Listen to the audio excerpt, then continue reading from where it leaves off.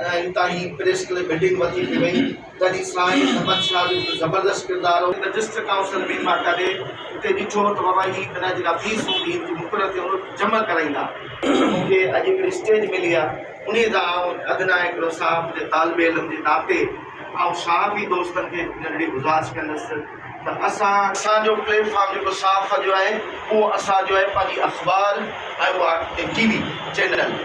असांजी ख़बर जी महवर इहो हुजणु घुरिजे त जेकॾहिं असां कंहिंजे ख़िलाफ़ु ख़बर हलायूं था,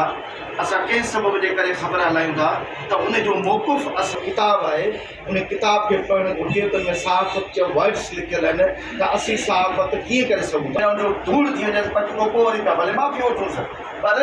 असांजी सहाफ़त हिन वक़्तु इहा न हुजणे ऐं संजीदा सहाफ़ियत आहिनि, अक्सरियत साफ़ ईंदी आहे। ऐं इन जे करे हिकिड़ो प्लेटफॉर्म आहे दोस्तनि खे गुज़ारिश कयूं था त असां को फ़रिश्ता न आहियूं, शायरी आहे असीं